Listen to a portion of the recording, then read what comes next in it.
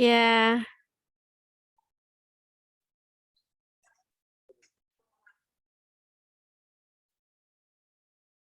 ya. Good afternoon, everyone. Good afternoon, Good Bu. afternoon. How are you today?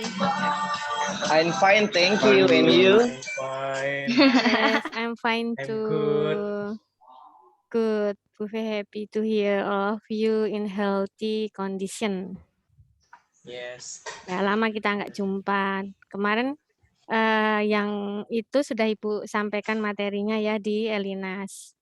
Ya, silakan dari awal video Bu Vero sampai terakhir nanti disimak. Kita sudah mulai persiapan UTS.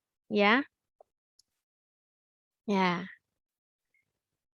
Saya ada yang apa? Ya, silahkan. Ya, today mid-fifth in this week, Buffet will give you about mass transit. Ya, especially public-private about public-private partnerships in mass transits.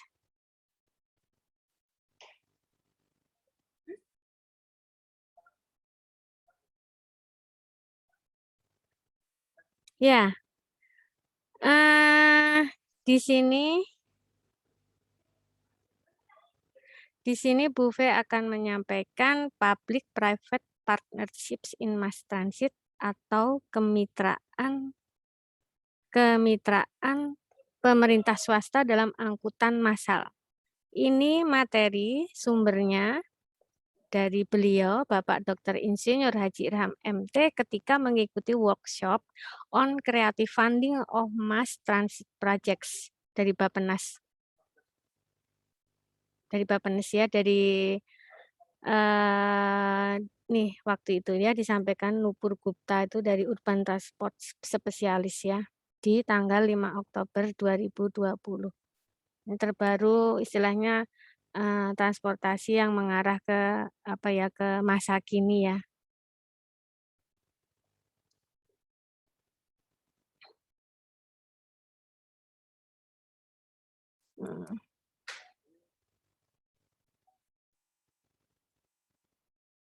Nah, presentation structure-nya today, number one, why private sector finance is important. Number two, challenge of public-private partnerships in mass transit.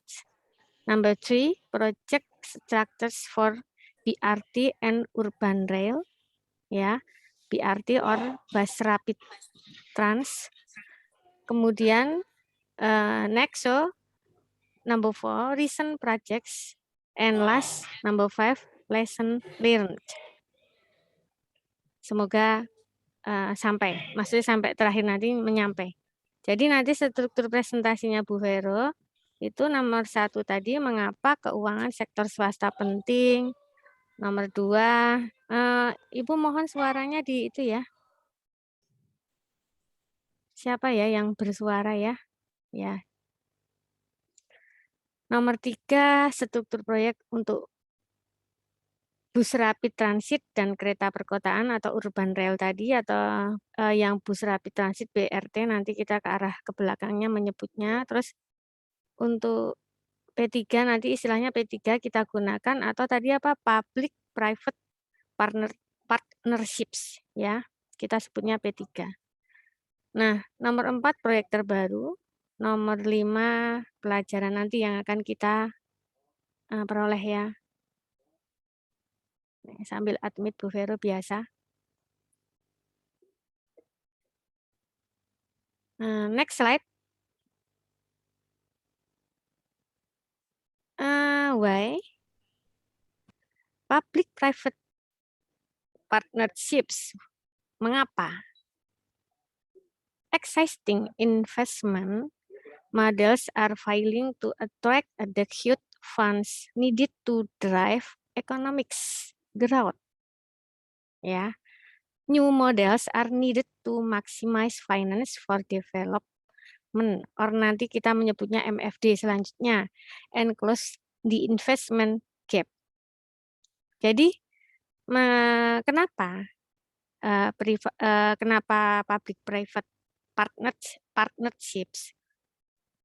Nah, mempelajari atau memandang dunia bahwa model investasi yang ada itu gagal menarik dana yang cukup untuk mendorong pertumbuhan ekonomi. Itu tadi yang Ibu sampaikan seperti itu. Jadi new models are needed to maximize finance for development and close the investment gap. Model-model baru diperlukan untuk memaksimalkan keuangan untuk pembangunan dan menutup kesenjangan yang terjadi di investasinya.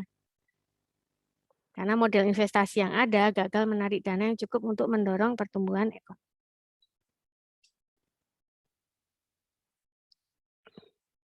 Gitu. Kemudian untuk new project structures are istilahnya apa saja? Number 1, minimize fiscal contribution. Number 2, promote and deliver private finance. Number 3, efficient and sustainable service delivery. Sambil admit, Bu Vero. Nih, minimize fiscal contribution, promote and deliver private finance, efficient and sustainable service delivery. Ini new project structures.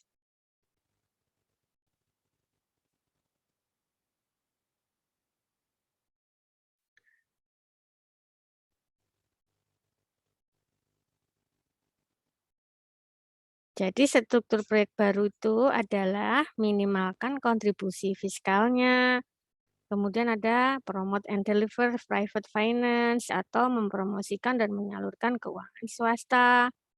Ketiga, efficient and sustainable service delivery. Itu penyampaian layanan yang efisien dan berkelanjutan.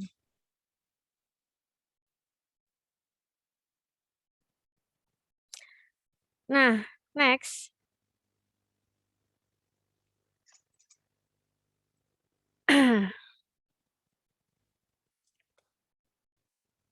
Areas with the highest need for MFD tadi, ya, in the transport sector, especially mass transit, areas with highest need for MFD, mobility in large cities, source of need, exploding urbanization, MFD models, urban rail transit, URT, or bus rapid transit, or BRT, bus rapid transit. Source from the bulletin. Congestion in cities cost economies billions of dollars and destroys wealth. In Jakarta, the cost of illness due to pollution approach $5 annually.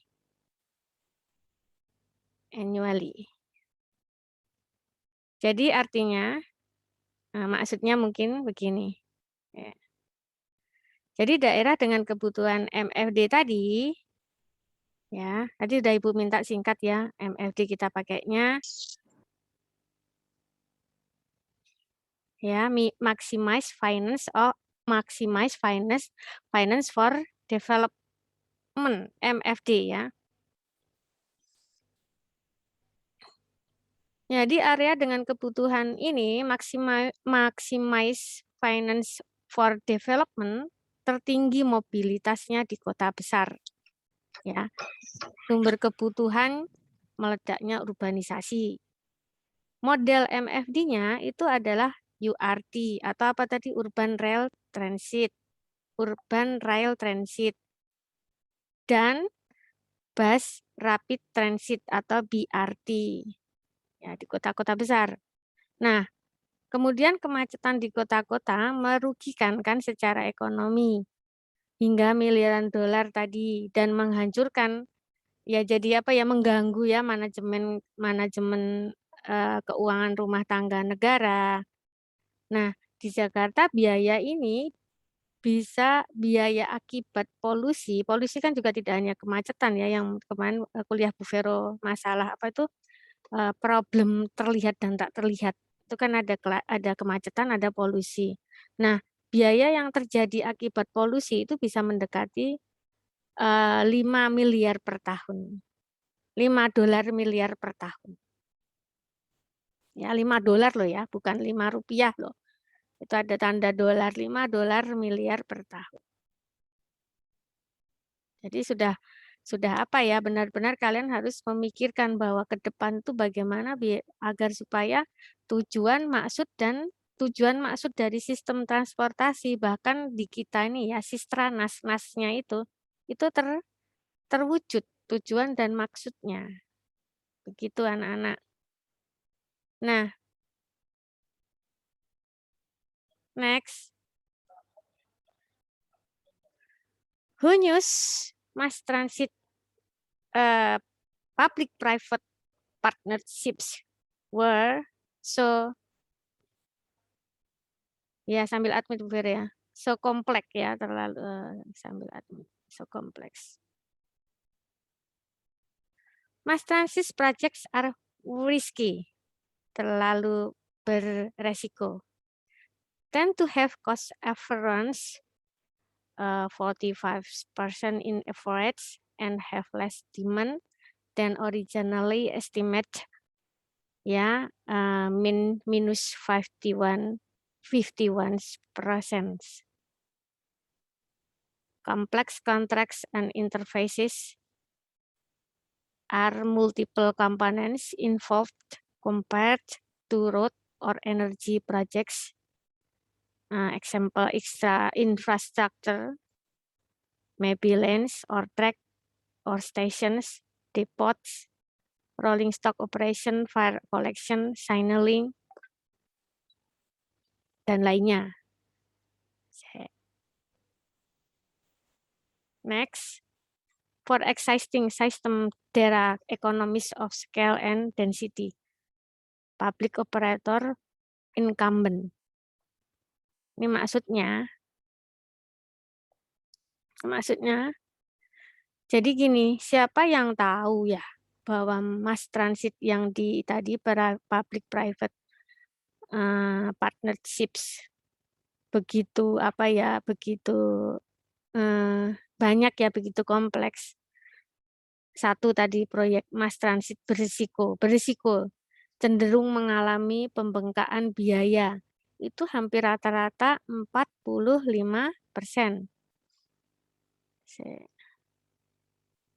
Dan memiliki permintaan yang lebih sedikit dari perkiraan semula, berkurang 51%. Nah, kemudian untuk kontrak dan antarmuka yang begitu kompleks juga begitu kompleks itu mungkin begitu bervariasi banyak macam. Itu beberapa komponen yang terlibat dibandingkan dengan proyek jalan atau energi, yaitu infrastruktur mesti meliputi jalur atau jalur, stasiun, depot, operasi seperti barang ya.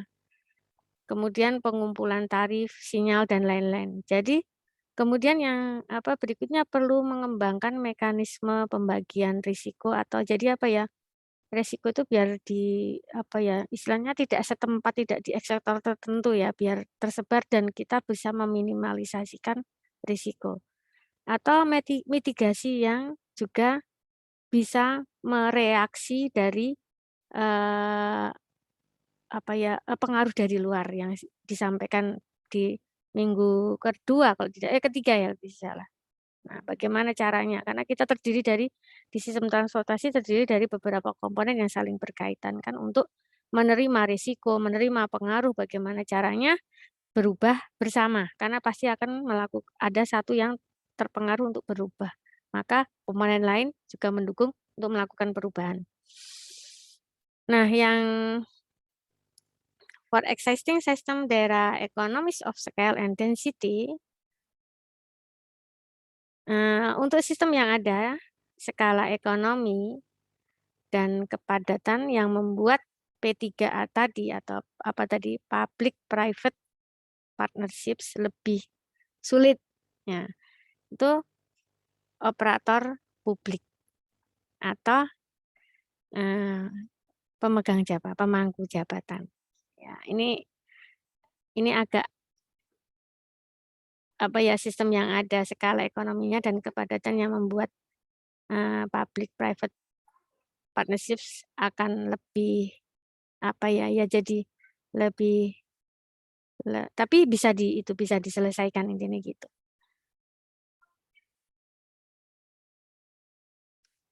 Nah,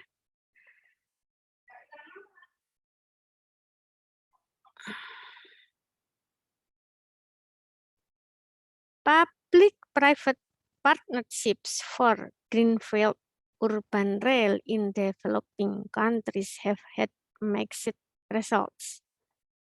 Ya,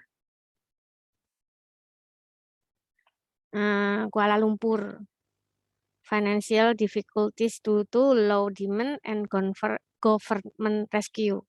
Di Bangkok, delivered within budget and on time but with lower demand due to lack on integration. Terus Bangkok itu Blue Line, di sana turis for the private sector and eventually split into two parts. Di Kuala Lumpur juga ada monorail, considered a successful experience. Terus satunya lagi itu Sao Paulo, itu line 4 ya. Di line 4, good performance albeit with delays originated in public part. Jadi di sana, di beberapa ini, public-private partnerships untuk kereta api perkotaan di negara berkembang memiliki hasil yang beragam. Misal di Kuala Lumpur, kesulitan keuangan karena rendahnya permintaan dan penyelamatan pemerintah. Di Bangkok, disampaikan sesuai anggaran dan tepat waktu, tetapi dengan permintaan yang lebih rendah karena kurangnya integrasi. Jadi kurang integrasi. Jadi meskipun sudah berkembang pun masih banyak yang harus diperbaiki karena ternyata di bagian ini ternyata masih seperti di Kuala Lumpur tadi, kesulitan keuangan karena rendahnya permintaan, karena tidak ada permintaan dan dari pemerintah belum ada apa ya bahasanya di situ, penyelamatan, belum ada penyelesaian mungkin atau perangkulan. Kemudian di Bangkok tadi sudah tepat waktu, anggaran sudah oke, perencanaan sudah matang mungkin, tetapi permintaan yang lebih rendah karena kurang integrasinya, mungkin kurang pendekatannya. Kemudian yang number 3, Bangkok Blue Line, itu terlalu riskan ya untuk swasta dan akhirnya terbelah menjadi 2 bagian. Nah, ini mungkin antara swasta dengan pemerintah ya. Kemudian ada lagi di Kuala Lumpur untuk monorailnya dianggap sebagai ya ini bagus, ada apa, monorail agak sukses nih di Kuala Lumpur yang monorail. Yang terakhir last Sao Paulo di line 4 ya. Itu performanya bagus meskipun ada beberapa kendala dari bagian kita publik ya, bagian masyarakat publik.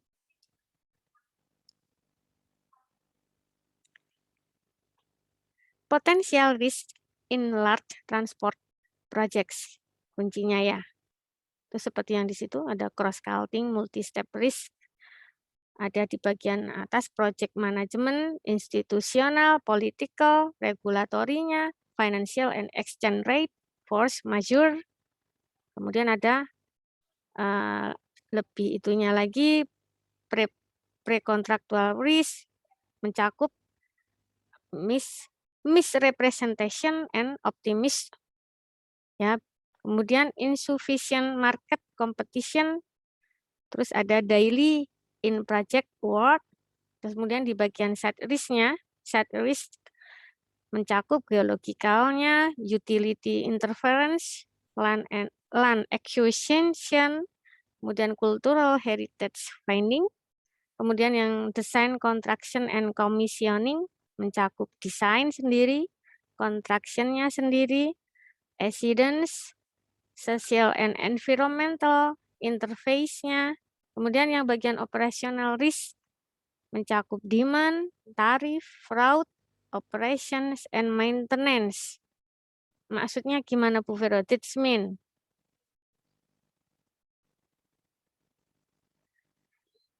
Jadi di risiko lintas budaya multi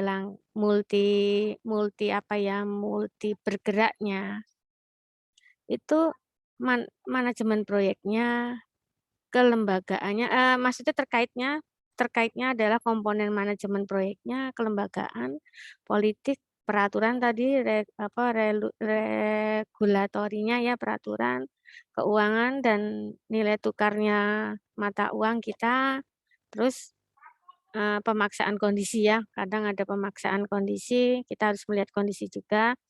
Nah, di risiko prakontrak itu ada kebiasaan dalam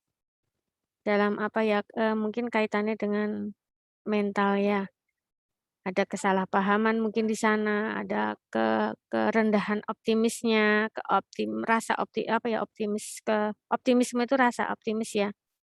Kemudian persaingan pasar yang terjadi yang tidak memadai, di kita masih kalah pasar ya, kalah saing di pasar.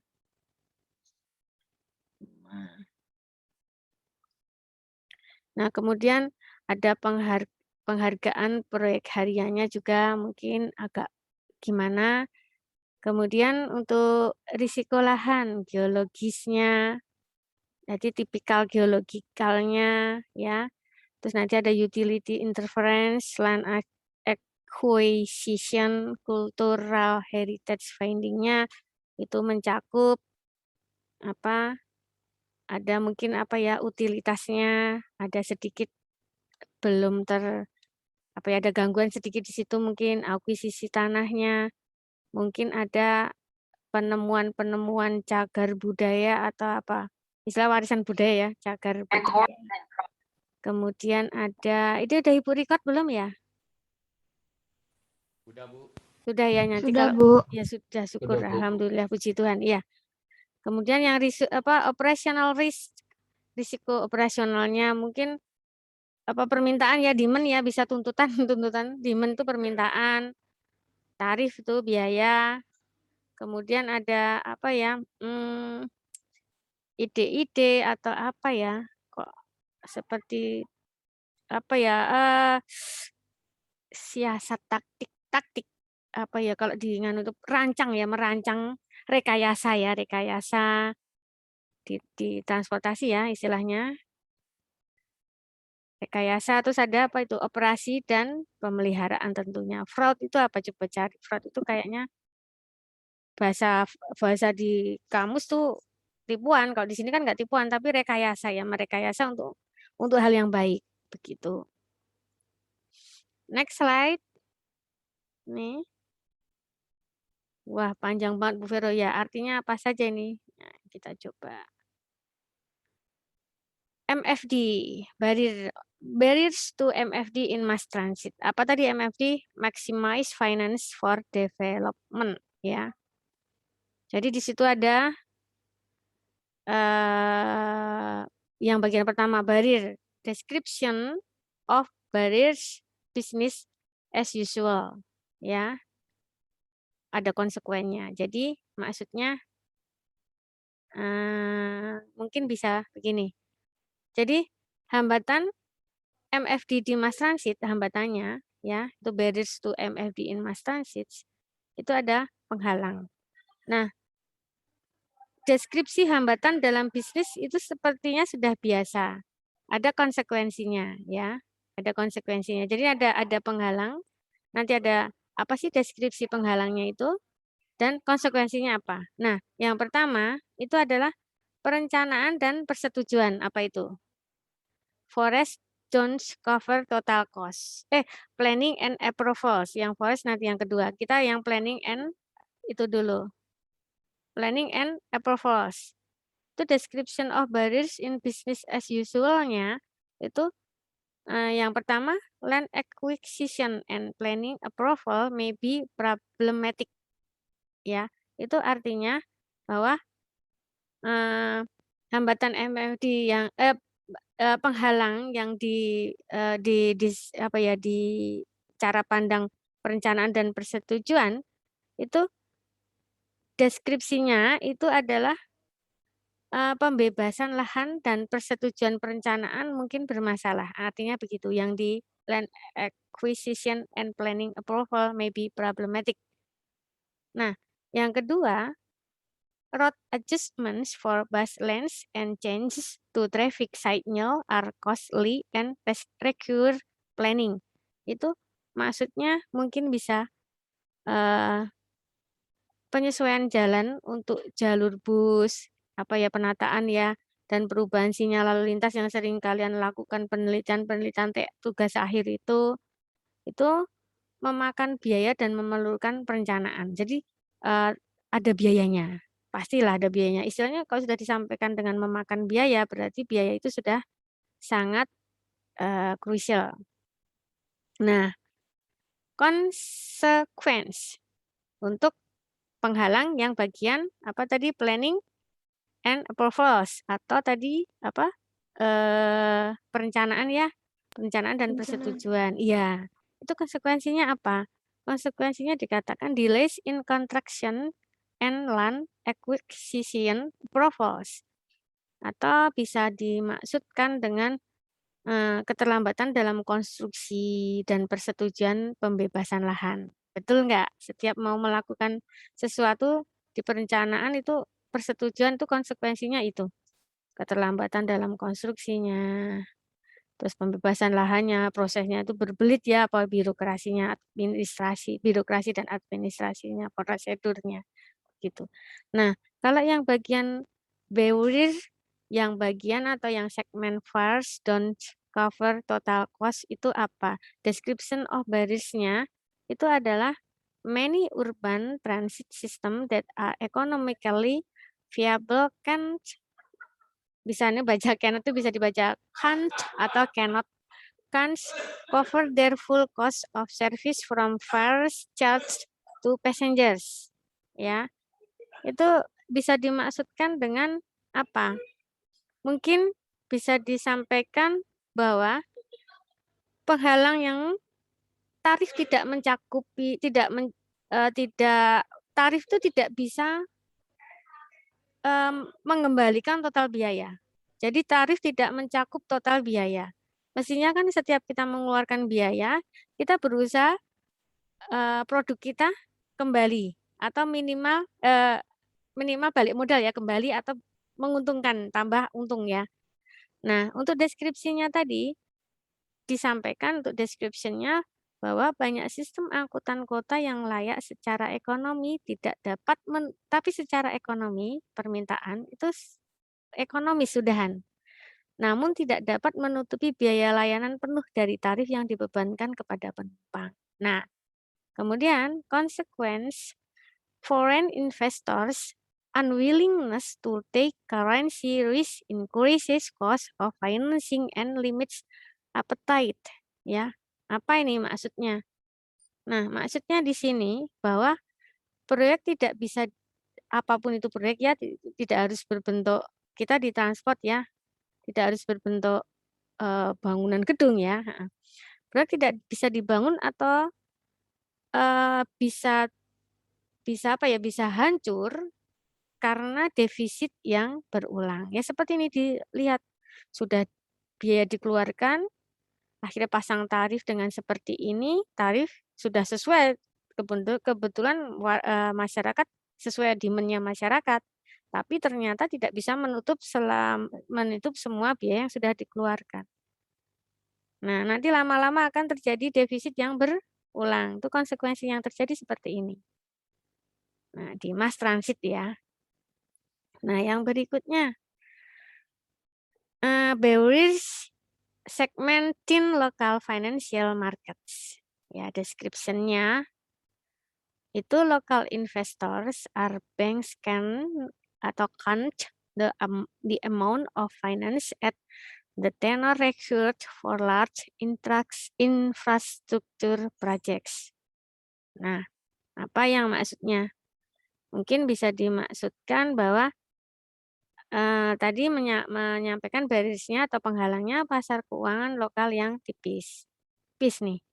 Nah, deskripsinya bahwa investor lokal dan bank tidak bisa mendapatkan jumlah pembiayaan dengan tenor yang dibutuhkan untuk proyek infrastruktur besar.